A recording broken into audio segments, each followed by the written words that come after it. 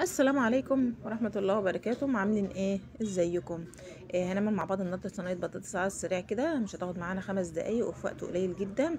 اول حاجة عندي دي شوية تومة كده وحتة زبدة وشوية زيت، وبشوح التومة لحد ما ريحتها تطلع كده وتصفر سنة، مش عايزاها تغمق قوي.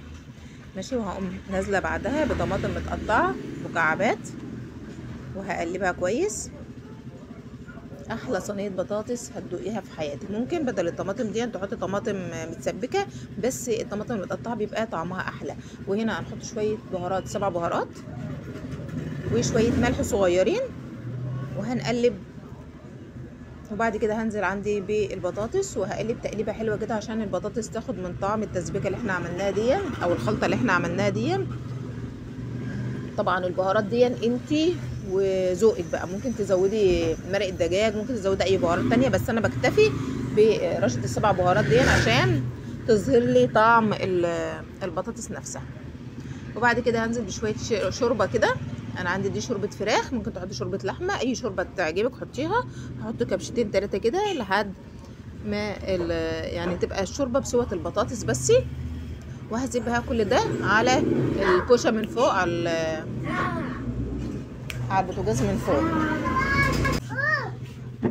دي بعد ما غلت كده، طبعا كل شويه بقلب فيها. بعد ما غلت كده وبدات خلاص تستوى من تحت، اول ما احس انها استوت خلاص وخدت السوا من فوق ومن تحت، هقوم مدخلاها الفرن. وطبعا بتشرب الميه بتاعتها، ما تزوديش الميه عن كده عشان تبقى الميه يا دوب واخده نفس البطاطس، ما تبقاش فيها شوربه كتير او ميه كتير. تمام كده، شايفين كده نشفت خالص اهي. هبتدي احطها بقى تحت الشوايه، ريحتها جميله جدا روعه.